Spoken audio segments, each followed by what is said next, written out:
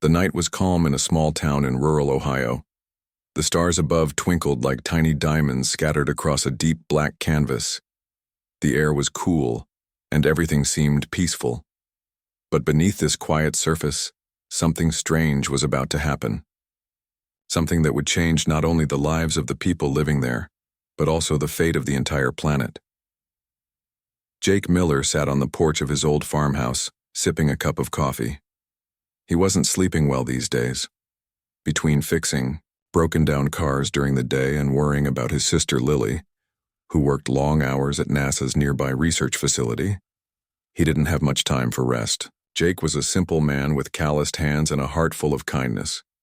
He loved tinkering with machines, whether it was an old tractor or a busted motorcycle. To him, every problem had a solution if you just looked hard enough. As he leaned back in his chair, staring at the sky, he noticed something unusual. A faint glow appeared near the horizon, almost like lightning but without the thunder. At first he thought it might be a plane or maybe even a meteor falling through the atmosphere, but then he saw it, a large object descending slowly, almost silently, towards the fields behind his property. His curiosity got the better of him, so he grabbed a flashlight and walked toward the source of the light. The closer he got, the more unnatural the object seemed. It wasn't a plane or a meteor. It was a ship, sleek and metallic, with strange symbols etched into its surface. The craft hovered a few feet above the ground, surrounded by a soft hum that made Jake's skin tingle. He stopped in his tracks, unsure of what to do next. Should he run, call someone, or try to get a closer look? Before he could decide, the ship's side opened, revealing a group of tall, insect-like creatures. They had elongated limbs, shimmering exoskeletons, and eyes that glowed faintly in the darkness. Jake froze, his mind struggling to process what he was seeing. Miller was reviewing data from a recent satellite launch when she received an alert. Her brother's name flashed across her screen along with a spike in his vital signs. She frowned, her fingers flying over the keyboard as she pulled up more information. What she saw worried her. Jake's heart rate had skyrocketed and his brain activity showed signs of extreme stress. Something was wrong. Lily immediately called Ryan Carter, a physicist who often collaborated with her on projects involving advanced technology. Ryan was known for his quick thinking and calm demeanor under pressure. When Lily explained the situation, he agreed to meet her halfway between the lab and Jake's farm. Together they drove as fast as they could, their headlights cutting through the dark roads. When they arrived, Lily spotted Jake lying unconscious near the edge of the field. She ran to him, checking his pulse and breathing. "He's alive," she said, relief washing over her face. But then she noticed the strange marks on his neck, small burns that looked like they'd been caused by some kind of energy weapon. Ryan picked up the flashlight Jake had dropped and shone it around the area. That's when they saw it.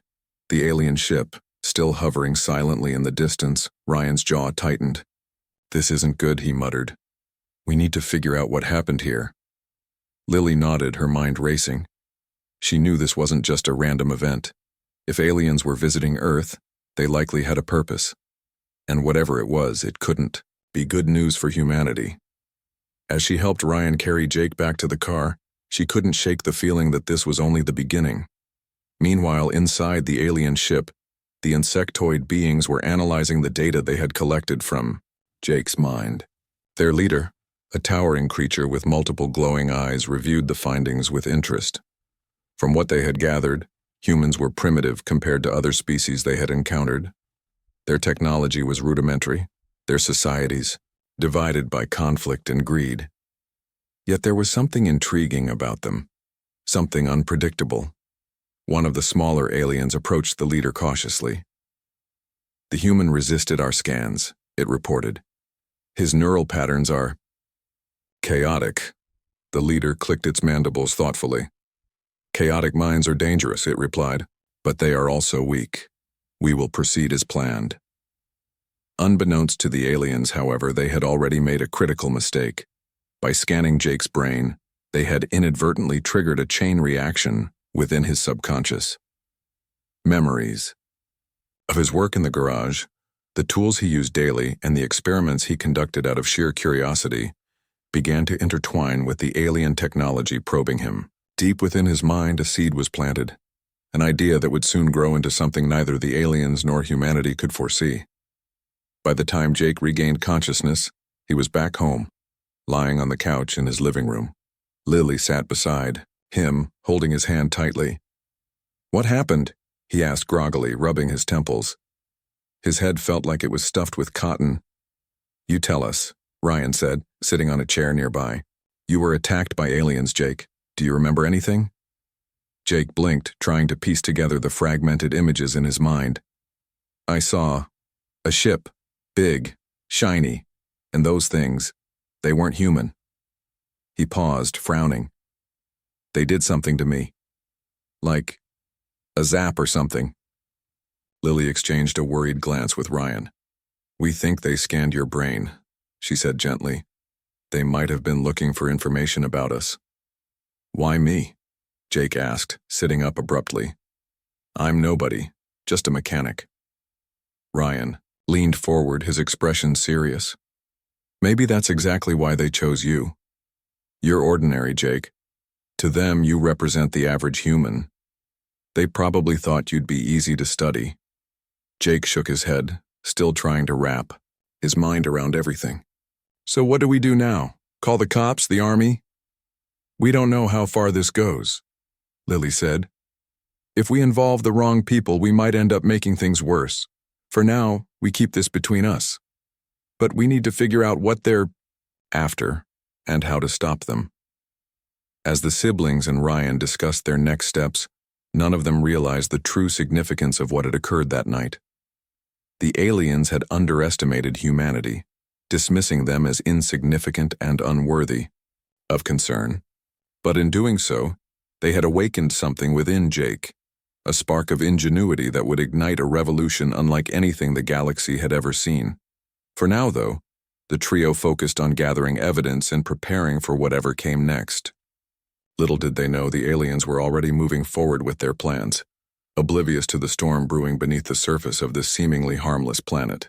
And as dawn broke over the horizon, painting the sky with hues of orange and pink, the stage was set for a battle that would test the limits of human creativity and resilience. The aliens may have come to conquer, but they had no idea what they were truly up against. Ceiling. The soft light revealed a series of natural pathways winding through jagged rock formations. Lisa exhaled in relief, though she knew they weren't safe yet. She motioned for Kira to stay quiet and led the way cautiously. Listen.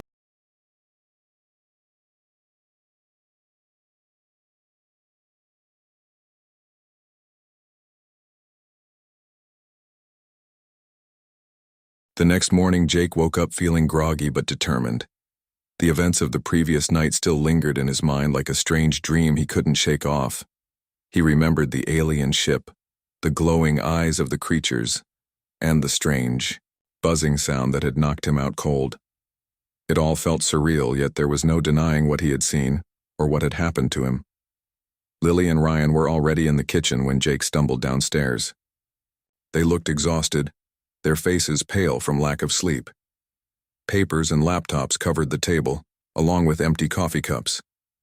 Lily glanced at her brother as he sat down, his movements slow and cautious.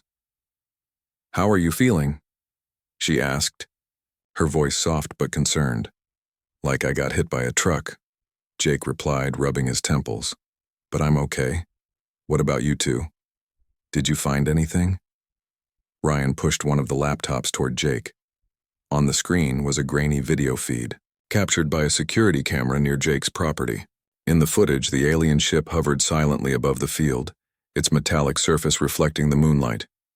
Shadows moved around it, tall, insect-like figures darting back and forth. Then came the moment when Jake appeared, flashlight in, hand before collapsing to the ground. "We reviewed everything we could," Ryan explained. "They didn't hurt you, Jake, they scanned you, but why they chose you specifically, that's still unclear." Jake frowned, staring at the screen. "Maybe it's because I'm just some guy fixing cars for a living. Nothing special. Maybe they thought I'd be an easy target. Or maybe it's because you're exactly who they needed," Lily said thoughtfully. "Think about it, Jake. You're resourceful. You solve problems every day. If they wanted to understand how humans think, they picked someone who represents creativity and adaptability. Jake wasn't convinced. Creativity? Me? I just fix stuff. That doesn't make me Einstein or anything. It makes you human, Lily insisted. And that's what they don't get. They see us as primitive, but they have no idea how unpredictable we can be. As they talked, news began spreading across town. Farmers reported missing livestock. Cows, sheep, even chickens had vanished overnight without a trace. At first, people assumed it was coyotes or other predators, but the scale of the disappearances suggested something far more sinister. Word eventually reached Jake's ears, and he shared it with Lily and Ryan. "They're taking our animals," Jake said grimly. "Why? What do they want with them?" Ryan leaned back in his chair, tapping his fingers on the table. "It's not uncommon for advanced species to harvest resources from less developed planets. Livestock could provide biological data, DNA, proteins, whatever they need to study us further. But why not just ask?" Jake muttered sarcastically. "Knock on the door, say hi, maybe bring a fruit basket while they're at it." "No one asks permission when they plan to conquer," Lily said darkly. "They're testing us, Jake, seeing how we react. And if we don't fight back, they'll keep pushing until there's nothing left to take." The three of them spent the rest of the day gathering more information. Lily accessed satellite imagery from her lab, searching for signs of additional alien activity. Ryan pored over scientific journals looking for any mention of similar encounters in history. Meanwhile, Jake drove around town, talking to neighbors and documenting the damage caused by the mysterious disappearances. One farmer, an older man named Earl, invited Jake into his barn to show him where the aliens had struck. "It's like they came out of nowhere," Earl said, shaking his head. "I heard this weird humming noise, then saw lights in the sky. By the time I got outside, half my herd was gone." Jake examined the area carefully. The ground was scorched in places, as if burned by intense heat. There were also strange markings etched into the dirt, patterns that looked deliberate, almost like symbols. He took pictures with his phone and promised to share them with Lily and Ryan. Back at the house, the trio analyzed the evidence together.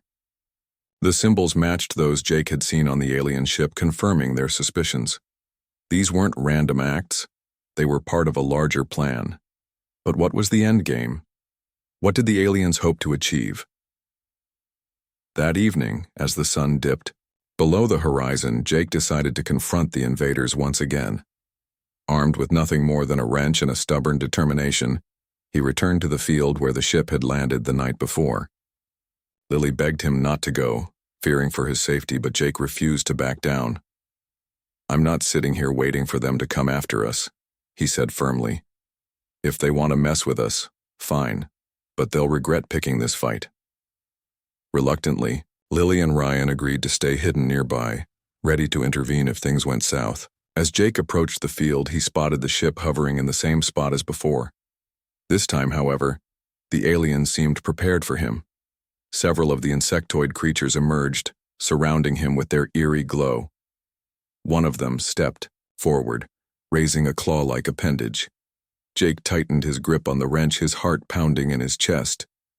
"What do you want from us?" he shouted, his voice trembling with anger. "Why are you doing this?"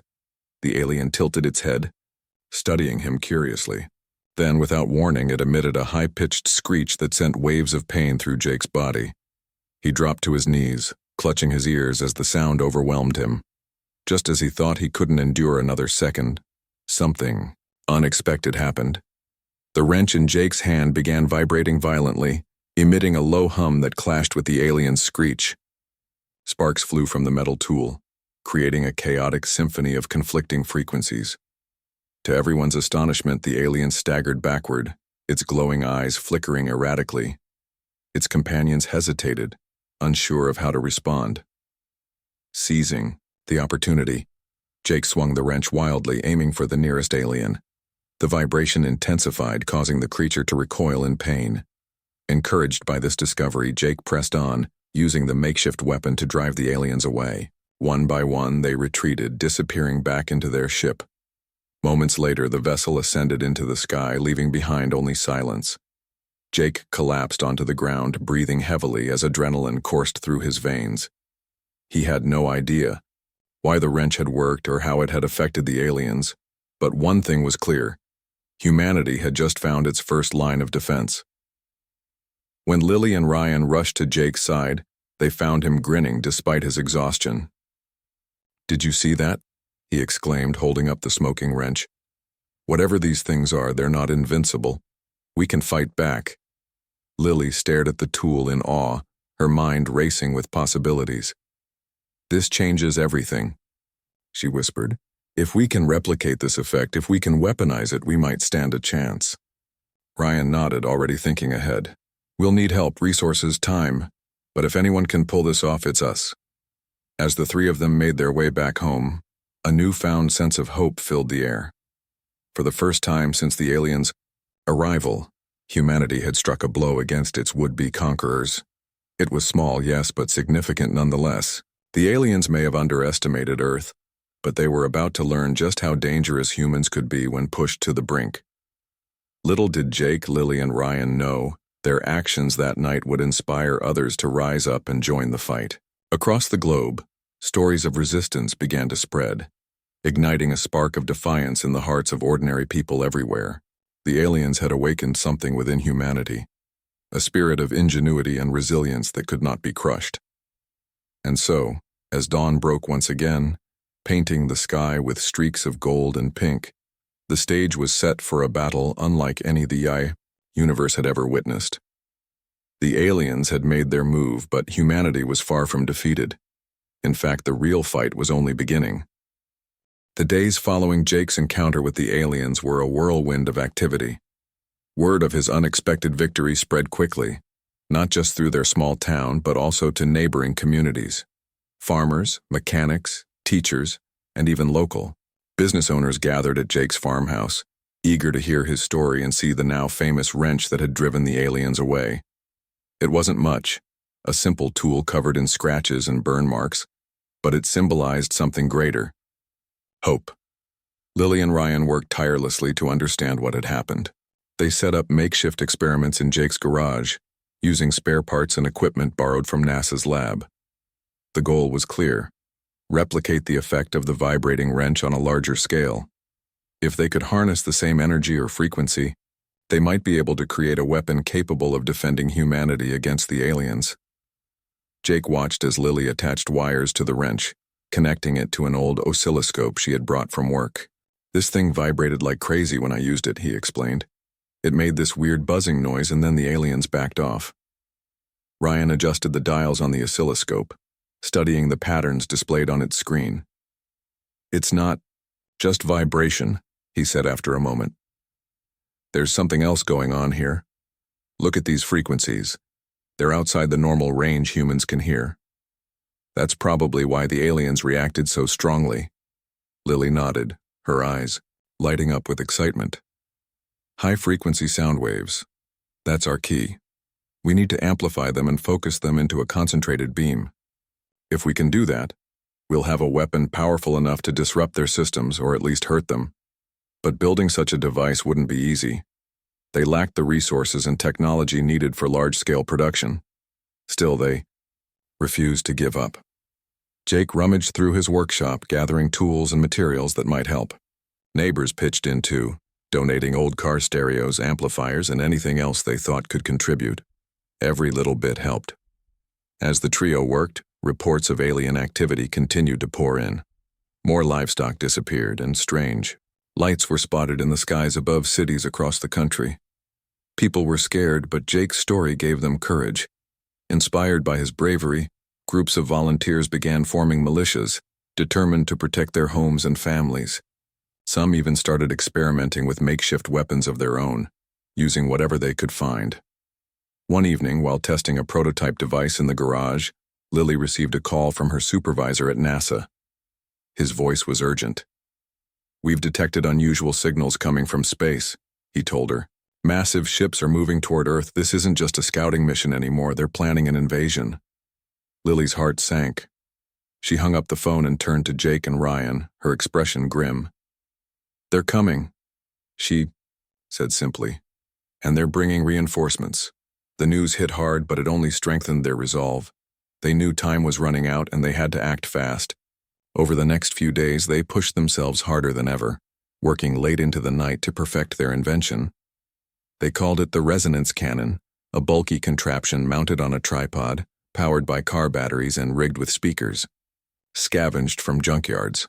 When activated, it emitted a deafening screech designed to mimic the vibrations that had repelled the aliens. Their first test took place in an abandoned field on the outskirts of town. Jake stood behind the cannon, gripping the trigger nervously.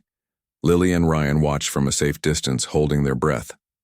On Ryan's signal, Jake pressed the button. A sharp, ear-splitting sound erupted from the cannon, shaking the ground beneath their feet. Birds scattered from nearby trees, and the air seemed to vibrate with raw energy. For a moment, nothing happened. Then suddenly, a flock of drones descended from the sky, drawn by the noise. They hovered cautiously, their glowing eyes scanning the area. "Keep it steady," Ryan shouted over the din. Jake held the trigger down, aiming the cannon directly at the drones. One by one, the machines faltered, their sleek surfaces cracking under the pressure of the high-frequency waves. Within seconds, they plummeted to the ground, lifeless. "It works," Lily exclaimed, tears of relief streaming down her face. "We did it!" The success of the resonance cannon sparked a wave of optimism throughout the community. News of their achievement reached other towns and cities, inspiring people to build their own versions of the weapon. Factories reopened, repurposing old machinery to mass-produce the cannons. Volunteers worked around the clock, assembling units in garages, warehouses, and even school gyms. Military officials initially dismissed the project as amateurish and impractical. But when video footage of the cannon's effectiveness went viral online, they had no choice but to take notice. Representatives from the government arrived at Jake's farm, asking for demonstrations and offering support. Though skeptical at first, they soon realized the potential of the resonance cannon and pledged to distribute it nationwide. Jake became an unlikely hero, traveling from town to train civilians on how to use the weapon. He taught them basic tactics, how to aim, when to fire, and most importantly, how to stay safe during combat. Despite his newfound fame, he remained humble, always reminding others that the real heroes were the everyday people willing to stand up and fight. Meanwhile, Lily and Ryan focused on improving the design. With access to better resources, they developed smaller, portable versions of the cannon that could be carried by individuals.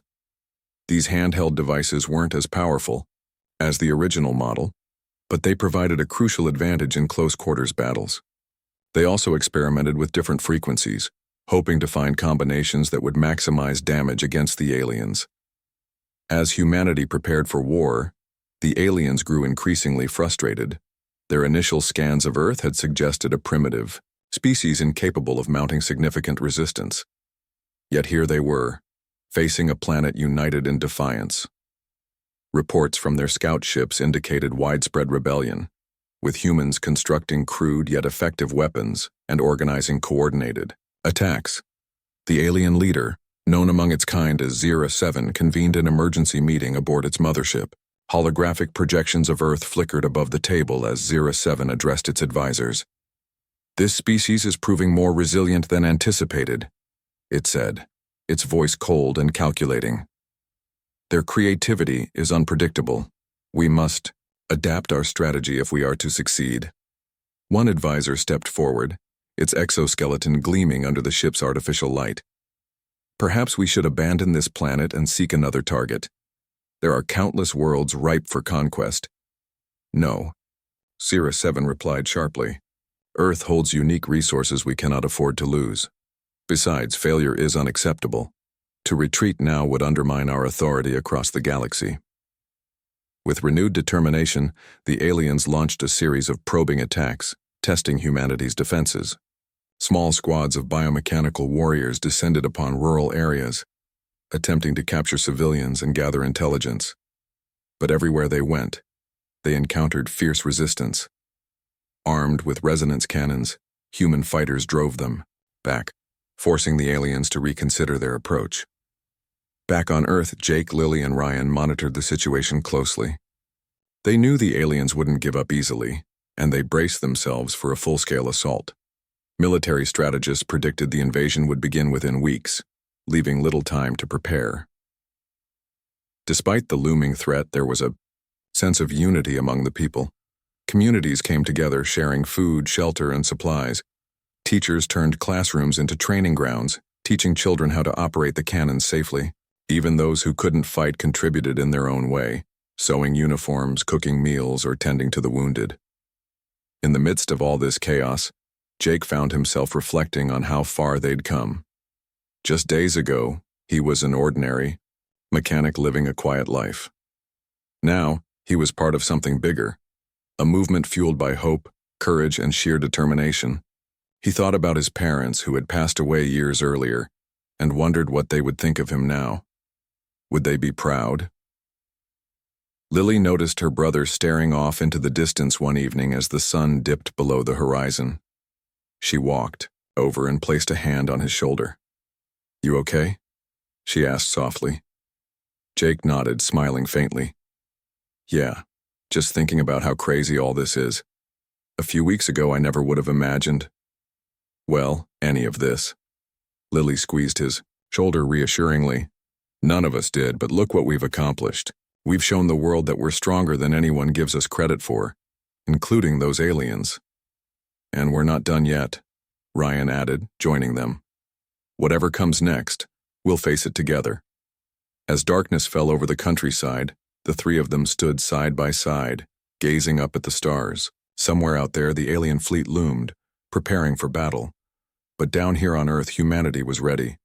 Ready to fight, ready to defend, and ready to prove that sometimes the most powerful weapon isn't technology. It's the unbreakable spirit of those who refuse to surrender. The stage was set. The aliens may have underestimated humanity once, but they wouldn't make the same mistake twice. And neither would humanity. The days leading up to the anticipated invasion were filled with tension. Everyone knew it was only a matter of time before the aliens launched their full-scale attack, and humanity worked tirelessly to prepare. Factories churned out resonance, cannons by the hundreds, while volunteers trained relentlessly in towns, cities, and rural areas alike. The makeshift weapons had become symbols of hope, proof that even ordinary people could stand against overwhelming odds. Jake, Lily, and Ryan found themselves at the center of this growing movement. Jake traveled from place to place, teaching civilians how to use the cannons effectively. His lessons were simple but practical. Aim carefully, conserve energy, and always work as a team. He emphasized guerrilla tactics, showing fighters how to ambush alien patrols and retreat quickly before reinforcements arrived. People listened intently, inspired not just by his words but by the quiet confidence he exuded. Lily coordinated efforts with scientists and engineers across the country, sharing blueprints for the resonance cannon and encouraging improvements. She also worked closely with military leaders, helping them integrate the weapon into larger defense strategies. Though many officers initially doubted her ideas, they soon realized she was right. The cannons were humanity's best chance at survival. Ryan stayed behind in Jake's garage-turned-laboratory, tweaking the design of the handheld versions of the resonance cannon. These smaller devices were easier to carry and operate, making them ideal for close combat. He experimented with different frequencies, trying to find combinations that would maximize damage without draining too much power. Late nights became the norm, but Ryan didn't mind. Every improvement brought them one step closer to victory. Despite their progress, fear lingered in the hearts of many. News reports painted a grim picture. Massive alien ships were gathering in orbit around Earth, their silhouettes blotting out the stars. No one knew when or where they would strike, but everyone braced for the worst. Emergency shelters were set, up in schools, churches, and community centers. Families packed bags with essentials, preparing to flee at a moment's notice. One evening, as Jake returned home after training a group of farmers, he found Lily pacing nervously in the living room. Her phone buzzed constantly on the table beside her, lighting up with messages from colleagues and government officials. "What's wrong?" he asked, dropping his bag near the door. "It's happening," Lily said, her voice tight with anxiety. "The aliens are moving. They've sent scout ships to several major cities: New York, Los Angeles, Chicago. It's like they're testing us again." Jake frowned, sinking into a chair. "Testing us, or softening us up before the big push?" "Probably both," Ryan chimed in, walking in from the garage. His hands were stained with grease and his face looked pale from exhaustion. "They're probing our defenses, figuring out where we're weakest. But they won't wait long. This is just the beginning." The three of them sat in silence for a moment, each lost in their own thoughts. Outside, the wind rustled through the trees, carrying with it an eerie stillness. It felt like the calm before the storm. In New York City, Emily Dawson stood on the roof of her apartment building, staring at the sky. A schoolteacher by profession, Emily had never imagined herself in the middle of a war. Yet here she was, armed with a resonance cannon and leading a small militia of neighbors determined to protect their block. She adjusted the strap of the weapon slung over her shoulder, feeling its weight press against her back. Earlier that day, strange lights had appeared over Manhattan, hovering ominously above skyscrapers. Drones descended shortly afterward, sweeping through streets and alleys. Some residents fled in panic while others barricaded themselves inside their homes. Emily chose to stay and fight. Together with her group, she set traps using car stereos and amplifiers rigged to emit high-frequency sounds. They hoped the noise would confuse the drones and buy them time to regroup. When the first wave of biomechanical warriors landed, Emily's heart raced. These creatures were unlike anything she'd ever seen. Part machine, part insect, with razor-sharp claws and glowing red eyes. They moved with terrifying speed, cutting through metal barriers as if they were paper. But Emily refused to back down. Raising her resonance cannon, she fired a deafening blast that sent two of the creatures stumbling backward. "Keep firing," she shouted to her team, her voice steady despite the chaos around her. "Don't let them get close." Her fighters obeyed, unleashing a barrage of sound waves that shattered the invaders' exoskeletons. One by one, the biomechanical warriors collapsed, their bodies twitching as the vibrations disrupted their systems. For a brief moment, Emily allowed herself to feel a flicker of triumph. But she knew this was only the start. Across the city, similar scenes played out. Civilians banded together using whatever tools they had to fend off the alien forces. Car alarms blared, speakers crackled, and makeshift explosives detonated in the streets. The noise was deafening, a cacophony of defiance that echoed through every neighborhood. But the aliens adapted quickly. Reinforcements poured in, overwhelming human defenders with sheer numbers. Buildings crumbled under relentless attacks, and fires raged unchecked. Despite their bravery, many militias were forced to retreat, seeking refuge in underground tunnels and subway stations. Emily led her group to safety beneath Grand Central Terminal, where survivors huddled together in dimly lit corridors. Children cried softly, clinging to their parents while adults whispered plans for counterattacks. Emily leaned against a cold concrete wall, clutching her resonance cannon tightly. Her hands trembled, not from fear but from anger. She thought about her students, the bright faces she'd taught every day, and vowed to keep fighting, for them, for her city, and for the future. Back in Ohio, Jake, Lily, and Ryan monitored the situation closely. News footage showed devastation in New York and other cities, but also acts of incredible heroism. Stories of ordinary people standing up to the aliens spread rapidly, inspiring others to join the fight. Social media platforms buzzed with updates, tips, and encouragement. Humanity was rallying, united by a shared purpose. "We need to do more," Jake said firmly during a late-night meeting in the garage. "Those people out there, they're counting on us. We can't just sit here and tinker with gadgets." "He's right," Lily agreed. "We have to take the fight to them. Show them that we're not afraid." Ryan nodded, pushing aside a pile of schematics. "If we want to make a real difference, we'll need to hit them where it hurts. They're ships. They're command centers. We can't win this war on the ground alone." The trio spent hours brainstorming ideas, weighing risks and rewards. Finally, they settled on a bold plan. Infiltrate an alien outpost located deep in the Nevada desert. Intelligence reports suggested it served as a staging area for attacks on nearby cities. If they could destroy it, they might cripple the aliens. Operations in the region. Preparations began immediately. Jake modified a pickup truck, mounting multiple resonance cannons on its bed and reinforcing its frame with scrap metal. Lily programmed a drone to scout ahead, mapping out the outpost's layout and identifying weak points. Ryan assembled portable EMP devices designed to disable alien technology temporarily. As dawn broke over the horizon, the three of them climbed into the truck, their expressions resolute. They knew the mission was dangerous, possibly suicidal. But they also knew it was necessary. Behind them, the town slept peacefully, unaware of the sacrifice being made on their behalf. The drive to Nevada was long and tense. They passed abandoned cars and burned-out buildings, reminders of the destruction wrought by the aliens. Occasionally, they spotted groups of refugees trudging along highways, their faces etched with despair. Jake clenched the steering wheel, tightly, his jaw set in determination. "We'll fix this," he muttered under his breath. "We'll make it right." When they reached the outskirts of the alien outpost, they parked the truck behind a rocky ridge and surveyed the scene.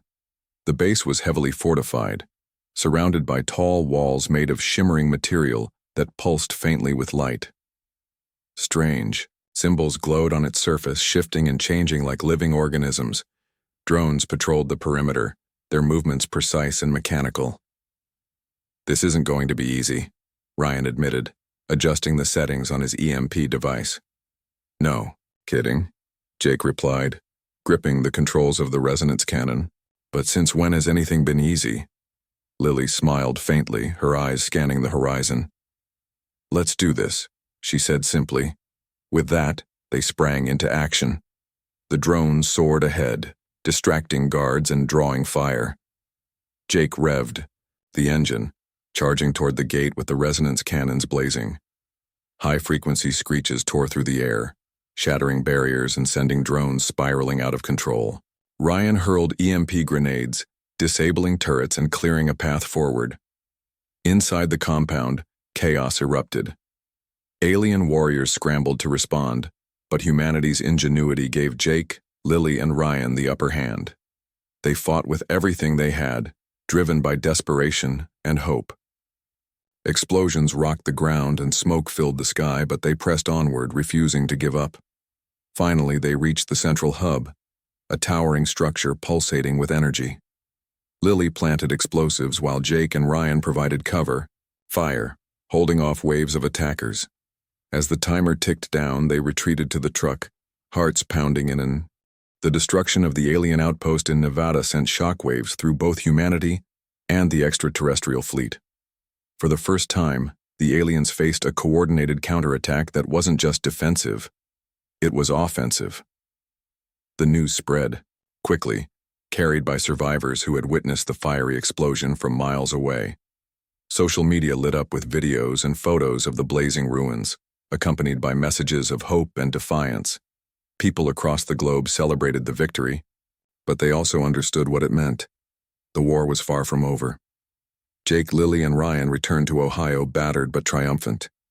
Their truck was scratched and dented, its paint scorched from close encounters with alien weapons. Exhaustion lined their faces, yet there was a spark in their eyes, a mix of pride and determination.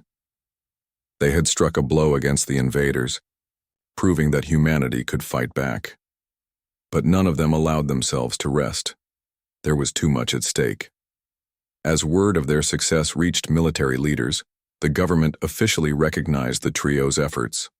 Representatives arrived at Jake's farmhouse, offering resources and support to expand production of the resonance cannon. Factories that had once manufactured cars and appliances now churned out thousands of units daily. Volunteers worked tirelessly, assembling weapons and distributing them to communities nationwide.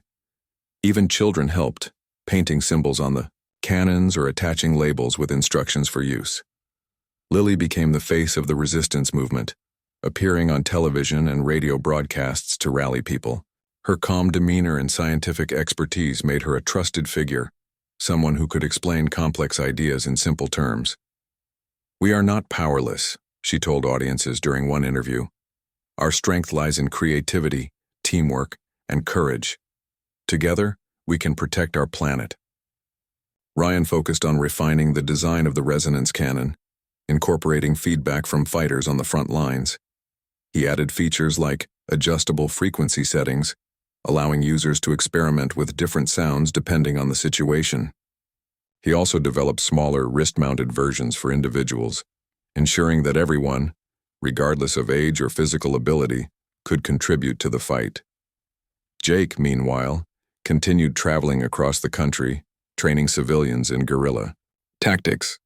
His lessons were practical and hands-on, often conducted in fields or abandoned buildings. He taught people how to set traps using car stereos and amplifiers, how to ambush enemy patrols, and how to retreat safely when outnumbered. "You don't need fancy tech to win," he would say. "You just need guts and brains." Despite these advances, tensions remained high. Reports indicated that the aliens were regrouping, preparing for a larger-scale assault. Massive ships loomed in orbit, casting eerie shadows over cities below. Drones patrolled the skies relentlessly, scanning for signs of human activity. It was clear that the aliens weren't going to give up easily.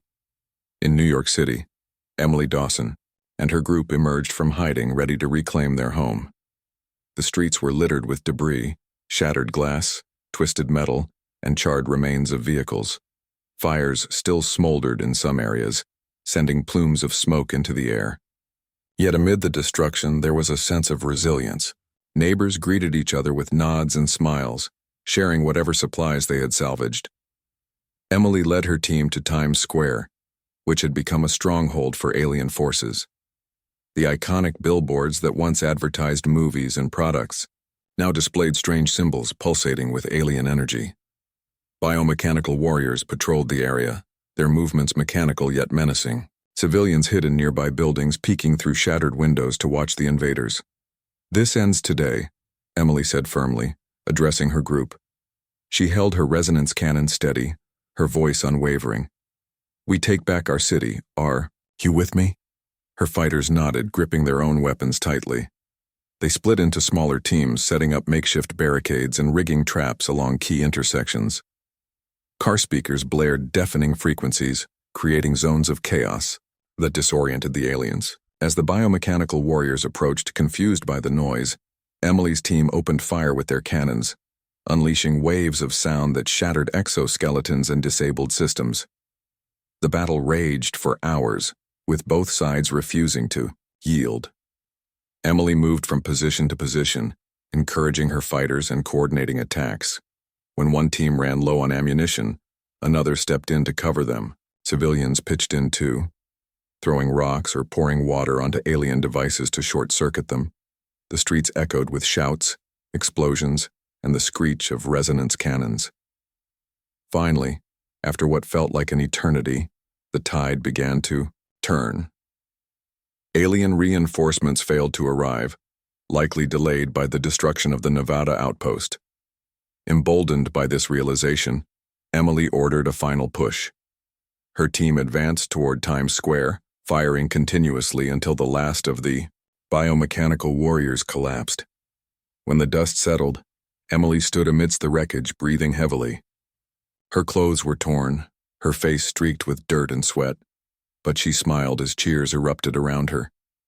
Survivors poured out of hiding places, embracing loved ones and thanking the fighters. Someone handed Emily a flag, which she raised proudly, above the square, a symbol of hope and defiance. News of the victory in New York inspired others to rise up. In Los Angeles, volunteers armed with resonance cannons stormed alien-held neighborhoods, driving invaders back. In Chicago, engineers rigged skyscrapers with speakers, creating sonic barriers that prevented drones from entering the city. Across the nation, ordinary people took a stand, proving that humanity's greatest weapon wasn't technology, it was unity. But even as victories mounted, the aliens adapted. Their ships began deploying new types of weapons, energy beams that sliced through buildings, clouds of nanobots that consumed everything in their path, and swarms of insect-like creatures that overwhelmed defenders with sheer numbers. Humanity's ingenuity kept pace, however. Inventors modified resonance cannons to emit electromagnetic pulses, disabling alien tech. Farmers used tractors to create trenches, slowing down advancing forces. Teachers trained students in first aid, turning schools into field hospitals. Back. In Ohio, Jake, Lily, and Ryan monitored global developments closely. They knew the aliens wouldn't stop until Earth was completely subdued, or until they were driven away entirely. Late one night, as they pored over maps and reports, Lily noticed something unusual. "Look at this," she said, pointing to a satellite image of the Pacific Ocean. A massive ship hovered above the water, larger than any previously seen. Its surface glowed faintly, and strange energy readings emanated from within. "That's their command ship," Ryan guessed, leaning closer to examine the image. "If we destroy it, we might disable the entire fleet." Jake frowned, his mind racing. "How do we even get close to something like that? It's surrounded by smaller ships and drones. We'd never make it." "We'll have to think of something," Lily replied, her voice firm. "This is our chance to end this war once and for all." Over the next few days, the trio devised a risky plan. Using a modified stealth drone equipped with a miniaturized resonance cannon, they would infiltrate the command ship and target its core. The mission would require precision, timing, and a lot of luck, but if successful, it could turn the tide of the war. Preparations were intense. Ryan fine-tuned the drone's systems, programming it to evade detection and locate the ship's central chamber. Lily gathered data on alien technology, searching for vulnerabilities they could exploit. Jake tested the resonance cannon attachment repeatedly, ensuring it would function properly under extreme conditions. On the eve of the Yao mission, the three of them sat together in the garage, reflecting on everything they had been through. "No matter what happens tomorrow," Jake said quietly, "I'm proud of what we've done. We've shown the world that we're stronger than anyone thought possible." Lily nodded, tears glistening in her eyes. "And we'll keep showing them, no matter what." Ryan smiled faintly, holding up a wrench, the same one Jake had used during his first encounter with the aliens. "To creativity," he said, raising it like a toast. "To courage," Lily added. "And to humanity," Jake finished, clinking the wrench against their cups. As dawn broke over the horizon, painting the sky with streaks of orange and pink, they loaded the drone into a van and set off toward the coast. The journey ahead was uncertain, filled with danger and unknown challenges. But one thing was clear: humanity had awakened, and it would not go down without a fight. Somewhere high above, aboard their mothership, the alien leader watched Earth intently. Zero 7 had underestimated this species before, dismissing them as primitive and insignificant. Now it realized its mistake. Humanity was unpredictable, resourceful, and relentless. And as the command ship prepared for its final assault, Zero 7 couldn't shake the feeling that the outcome of this war was far from certain. The stage was set. The battle for Earth's future would soon reach its climax, and nothing would ever be the same again.